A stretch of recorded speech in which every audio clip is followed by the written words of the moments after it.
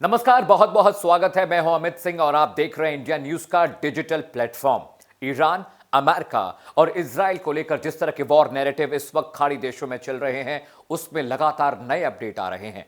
अब इस जंग के मैदान से, इस वॉर टैक्टिक्स से, इस वॉर पैरामीटर के बीच से एक बड़ी खबर निकल कर आई है और खबर यह है कि अमेरिका ने ईरान के सामने कुछ अहम शर्तें रखी हैं और यह भी कहा है कि अगर ईरान इन शर्तों पर मान जाता है, रजामंद हो जाता है, तो शायद अमेरिका ईरान पर हमला नहीं करेगा। कैसे, अब वो समझिए। आज के एक्सप्लेनर में आपको शर्त नंबर 1 बताते हैं। पहली शर्त जो अमेरिका ने ईरान के सामने रखी है कि ईरान को अपने न्यूक्लियर प्रोग्राम को बंद करना पड़ेगा किसी भी कीमत पर। दूसरी बड़ी शर्त जो अमेरिका ने रखी है कि जो भी इनरिचमेंट, यानी जिन भी न्यूक्लियर सब्सटेंसेस का इनरिचमेंट हो चुका है, उसकी क्वांटिटी, उसकी क्वालिटी और उसके स्टोरेज की लोकेशन ईरान को अमेरिका के सामने बतानी होगी, दिखानी होगी, जतानी होगी। तीसरी बड़ी शर्त जो अमेरिका ने रखी है कि उनके जो भी लंबी दूरी के रॉकेट हैं, जो लंबी दूरी की मार कर सकते हैं, जो supersonic anti continental ballistic missiles हैं, उनकी डिटेल अमेरिका से साझा करनी पड़ेगी। इसके अलावा एक और शर्त जो अमेरिका ने रखी है, जो हूती रेबल्स हैं उनको ईरान को सपोर्ट करना बंद करना पड़ेगा। राशन, पैसा और हथियार मुहैया कराना उन्हें बंद करना पड़ेगा। पार्ची न्यूक्लियर प्लांट जो बहुत क्रूशियल, बहुत सेंसिटिव है, जो कि तेहरान यानी ईरान की राजधानी तेहरान के ईस्टर्न पार्ट में है, वहां पर 2 दिन पहले एक धमाका होता है, लेकिन ईरान ने इस धमाके को लेकर कोई जानकारी साझा नहीं की। ना तो अमेरिका की तरफ से कोई नैरेटिव आया और ना ही इजराइल ने इस बारे में कोई बातचीत की है।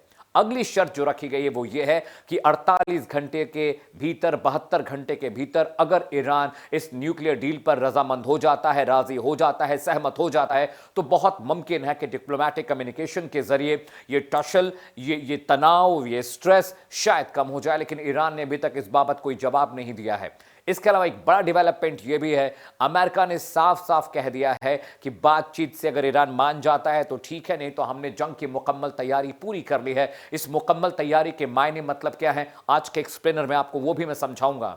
अभी अमेरिका की 2 वॉरशिप टैक्टिकल तरीके से अपने आप को ग्रूम कर रही हैं, तैयार कर रही हैं, वॉर के लिए इनिशिएट कर रही हैं। पहला वॉरशिप जो ईरान के बहुत करीब पहुंच चुका है, जिसे फारस की खाड़ी में बोलते हैं, जहां से ईरान बहुत करीब है, उसका नाम है यूएसएस जॉर्ज डब्ल्यू बुश, जो ईरान के बहुत करीब है। ईरान के मुख्तलिफ इलाके, ईरान के बड़े शहर उसके टारगेट पर, उसके निशाने पर है। अब इसके मायने समझिएगा, यानी अगर हवा, जमीन और समंदर पर कोई मुल्क, खाड़ी देश अमेरिका को नहीं देता है, तो भी वो ईरान पर बहुत आसान तरीके से हमला कर सकता है। इसके अलावा दूसरा जो वॉरशिप है यूएस जॉर्ज डब्ल्यू बुश, वो भी जल्द ही 2 दिन के भीतर ईरान के बहुत करीब पहुंच जाएगा। अब समझिए दूसरा वॉर पैरामीटर क्या आपको मैं बता रहा हूं। ईरान के चारों तरफ के जो पड़ोसी मुल्क हैं, यानी Lebanon, Qatar, Jordan, Iraq, Syria, Yemen, इसके अलावा सऊदी अरेबिया, इन तमाम मुल्कों में पहले से ही अमेरिका के फौजी अड्डे हैं और हजारों की तादाद में करीब 30 से 40 हजार सैनिक वहां पर ऑलरेडी डिप्लॉयड हैं।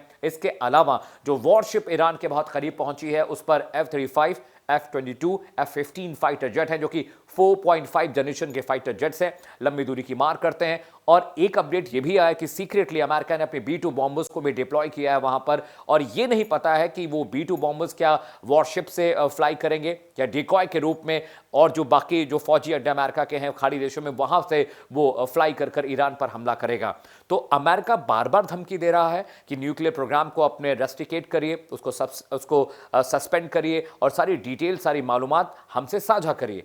इसके अलावा अमेरिका लगातार सख्ती बरत रहा है, और जो एक्सपर्ट्स हैं, इंटरनेशनल मामलों के जानकार, जो डिफेंस एक्सपर्ट हैं, जिनसे लगातार मुसलसल मेरी बात होती है, वो ये कह रहे हैं कि अमित, ये जो क्रूशियल टाइम है अमेरिका दबाव बनाने के लिए कर रहा है, वो ईरान पर जंग नहीं थोपेगा, वो जंग में नहीं जाएगा। लेकिन बड़ा सवाल यही है, हजारों अरबों करोड़ों डॉलर खर्च कर क्या अमेरिका सिर्फ ईरान पर दबाव बनाने के लिए सब कुछ कर रहा है? एक दूसरा नैरेटिव भी आपके लिए लेकर आए हो आज के एक्सप्लेनर में। तमाम खाड़ी देशों ने अमेरिका के खिलाफ आवाज अपनी बुलंद कर दी है। वो आवाज बुलंद कैसे कर रहे हैं, अब वो भी समझ लीजिए। Jordan, Lebanon, Syria, Yemen, Kuwait, Turkey, Saudi Arabia और यूएई, ये जो मुल्क है, ये नहीं चाहते हैं कि अमेरिका उनकी जमीन का इस्तेमाल ईरान पर हमले के लिए करे, और इसीलिए इन सब देशों ने एक साथ अपनी आवाज बुलंद की। वो कह रहे हैं कि वो ईरान पर हुए हमले का हिस्सा नहीं बनना चाहते हैं, और अमेरिका को ऑफिशियली इन्होंने कहा है कि हम अपनी समंदर, अपना आसमान और जमीन आपको नहीं इस्तेमाल करने देंगे अगर आप ईरान पर हमले की योजना बना रहे हैं। तो समझिए, अमेरिका को शायद इन देशों की जमीन की आवश्यकता नहीं पड़ने वाली है, जरूरत नहीं पड़ने वाली, नीड नहीं है। क्यों? क्योंकि जो उनके वॉरशिप डिप्लॉय किए गए हैं उन पर टॉमहॉक मिसाइलों का एक बहुत बड़ा जखीरा है। इसके अलावा अमेरिका के जो फाइटर जेट्स हैं उन वॉरशिप पर डिप्लॉयड हैं, उनके पास हॉवरक्राफ्ट हैं, डिस्ट्रॉयर्स हैं, मिनी सबमरीन्स हैं।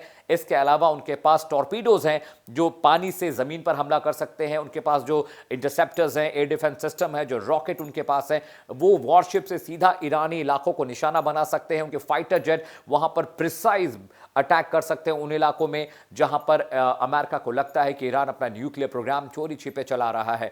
तो अरब देशों का नैरेटिव आपको बता दिया, अमेरिका का नैरेटिव बता दिया, लेकिन ईरान क्या कह रहा है वो भी आपके लिए जानना बहुत क्रूशियल है। जी हां, ईरान ने भी साफ साफ कह दिया है कि अगर अमेरिका की तरफ से छुटपुट हमले भी हुए तो इसे फुल फ्लेज वॉर के तौर पर कंसीडर किया जाएगा, और ईरान फिर अपने तरीके से, अपने सलीके से उन्हें जवाब देगा। आज मैं आपको बताऊं कि ईरान के पास दुनिया के 5 सबसे खतरनाक रॉकेट्स हैं जिनका जवाब अमेरिका और इजराइल जैसे मुल्कों को देना बहुत मुश्किल होगा। आपको पता होगा, जब जून महीने में 2025 जून में जब अमेरिका, इजराइल और इजराइल ने ईरान पर हमला किया था, तो ईरान ने जब रिटेलिएशन किया तो आयरन डोम, जो उनका एयर डिफेंस सिस्टम है इजराइल का, और एरो 3 जिसे दुनिया का सबसे बेहतरीन, सबसे मुफीद, सबसे सटीक एयर डिफेंस सिस्टम कहा जाता है, उसने बहुत सारे मिसाइल मिस किए थे ईरान के, जो इजराइल के मुख्तलिफ शहरों में गिरे। तेल अवीव, वेस्ट बैंक, न्योत व्योत, यरूशलम, इन इलाकों में वो रॉकेट गिरे और बहुत नुकसान हुआ। करीब $50 बिलियन से ज़्यादा का नुकसान इजराइल को ईरान के साथ उस वक्त के युद्ध में, जंग में मुब्तला होने की वजह से चुकाना पड़ा। तो इस बार भी वही बात है, और इस बार तो जखीरा ज़्यादा बड़ा है। जो फज्र रॉकेट ईरान के पास है वो एक सुपरसोनिक क्रूज मिसाइल है जो बहुत तेजी से अटैक करती है, जिसे इंटरसेप्ट करना बहुत मुश्किल है। अल-फतह 1 और 2 दो सीरीज की रॉकेट उनके पास हैं, जिससे वो अमेरिका की जो वॉरशिप्स हैं उनको भी डुबाने का मादा रखते हैं। इसके अलावा उनके पास बहुत सारे ऐसे मिसाइल हैं जो एटॉमिक वेपन्स को कैरी कर सकते हैं। तो जरा सोचिए कि अगर अमेरिका और इजराइल ने ईरान पर हमला किया, और अगर ईरान का दिमाग खराब हुआ और ईरान ने गलती से भी अपना एक एटॉमिक वेपन अमेरिका पर छोड़ दिया तो क्या होगा, और इजराइल पर गिरा तो क्या होगा। इजराइल छोटा सा देश है, छोटा सा मुल्क है, सुपर पावर है, ताकतवर है, मिलिट्री बहुत स्ट्रांग है, टैक्टिकल बहुत एडवांसमेंट है, उनके जो वॉर वेपन्स है वो बहुत एडवांस हैं, और बाकी दुनिया के तमाम मुल्क उनसे सीखते हैं, उनके वॉर वेपन्स को कॉपी करने की कोशिश करते हैं, उनके आर्म्स एमुनेशन पर रिसर्च हो रही है। तो ऐसे में वो छोटा सा मुल्क, अगर 2-4 रॉकेट वहां पर गिर गए जो एटॉमिक वेपन्स को कैरी करते हैं, तो इजराइल का क्या होगा।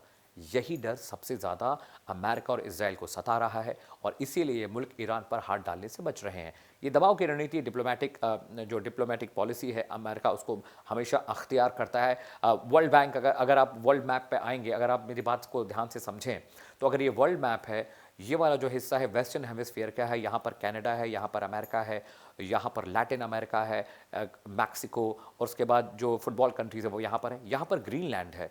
ये पूरा जो इलाका ही अटलांटिक ओशन कहा जाता है, उसके ठीक नीचे पैसिफिक ओशन है। आप थोड़ा आगे आएंगे मिडिल ईस्ट के पास वो अरेबियन सी है, मिडिल ईस्ट के थोड़ा सा आप आगे आएंगे वहाँ प्रशांत महासागर, जिसे हम पैसिफिक ओशन कहते हैं, वो भारत का हिस्सा है, अरब सागर का हिस्सा है, और यहाँ से वॉरशिप चलते हुए ये पहुँचे हैं ईरान के पास फारस की खाड़ी में। तो अभी जो टैक्टिकल सिचुएशन, अमेरिका की डॉक्ट्रिन ये कहती है कि वेस्टर्न वर्ल्ड पर जो अमेरिका कनाडा वाला हिस्सा है वहां पर अमेरिका का दबदबा होना चाहिए। लेकिन सिर्फ ये वेस्टर्न वर्ल्ड तक नहीं है, वो जो ईस्टर्न हेमिस्फीयर का इलाका है, जहां पर Russia, China, Bharat, middle east और तमाम जो मुल्क है, वहां भी अमेरिका अपना दबदबा चाहता है। और इसीलिए जो यहाँ नीचे का इलाका जिसे साउथ चाइना सी कहते हैं, जो मलक्का स्ट्रेट, नॉर्थ ईस्ट से जब आगे बढ़ते हैं, पश्चिम बंगाल से जब आगे बढ़ते हैं, बे ऑफ बंगाल से, वहां से मलक्का स्ट्रेट शुरू होता है, और वहां से जब वहां से आप आगे बढ़ते हैं नीचे, आप मैप में देखेंगे तो साउथ चाइना सी वहां पर है, जहां पर अमेरिका के वॉरशिप हमेशा युद्धाभ्यास करते रहते हैं। तो ये पूरी जो टैक्टिक्स है, ये खुद को बीच साबित करने की है, ये जो पूरा नैरेटिव है खुद को बीच साबित करने का। लेकिन बड़ा सवाल यही है, क्या अमेरिका अगर ईरान न्यूक्लियर डील पर रजामंद नहीं होता है, उनकी बात नहीं मानता है, तो क्या अटैक होगा, और अटैक होगा तो जो खाड़ी के देश है वो किस तरह से रिएक्ट करेंगे। और सबसे बड़ा रिएक्शन तो ईरान का देखने, क्योंकि ईरान ने कह दिया है कि हमारे ऊपर हमला होगा, हाथ काट देंगे, हमारे ऊपर हमला होगा, पूरी दुनिया में आग लगा देंगे, हमारे ऊपर हमला हुआ तो अमेरिका को ऐसा सबक सिखाएंगे कि अमेरिका पूरी ज़िंदगी याद रखेगा। सवाल ये भी है कि हिजबुल्लाह, हूतीज़ और हमास के आतंकवादी कहीं कुछ प्लान तो नहीं कर रहे हैं अमेरिका के खिलाफ। अमेरिका यहाँ पर ईरान में बिजी है और पता चला कि 9/11 जैसी कोई घटना अमेरिका में दोबारा हो जाए। ये तमाम सवाल हैं, ये तमाम हाइपोथेटिकल क्वेश्चंस हैं, ये तमाम अंदाजे और इम्कान हैं जिन पर इंटरनेशनल नैरेटिव चल रहा है। जियोपॉलिटिकल सिस्टम भी बहुत तेज़ी से बदला है, वर्ल्ड ऑर्डर भी तेज़ी से बदल रहा है। रशिया, चाइना अपनी धाक जमाना चाहते हैं, अमेरिका अपनी अपनी ज़मीन, अपना नैरेटिव और अपना दबदबा पूरी दुनिया से कम होने नहीं देना चाहता। और बहुत मुमकिन है कि ईरान पर हमला हो, और जब हमला होगा तो ये पूरी दुनिया के लिए, पूरे वर्ल्ड के लिए एक खतरनाक मैसेज लेकर जाएगा। आज के एक्सप्लेनर में मेरे साथ फिलहाल इतना ही, लेकिन देश और दुनिया की तमाम बड़ी खबरों को देखने, पढ़ने, समझने के लिए आप हमारे सोशल मीडिया प्लेटफॉर्म को फॉलो करिए। इनखबर.com पर आप तमाम खबरों को तफसील से पढ़ सकते हैं। सोमवार से शनिवार आप मेरे साथ शाम 5 बजे इंडिया न्यूज़ पर जुड़िए, मेरे प्रोग्राम देश का सवाल में, जहां पर मैं डिबेट करता हूं एक बड़े पैनल के साथ और दुनिया भर के इंटरनेशनल मसलों पर हम डिस्कशन करते हैं। उसके अलावा रात 8 बजे भी एक प्रोग्राम मैं आपके लिए लेकर आता हूं, वॉर से जुड़ा, जिस पर हम अमेरिका, ईरान और दुनिया भर के जंगी जो सिचुएशन है उस पर हम बात करते हैं। नमस्कार।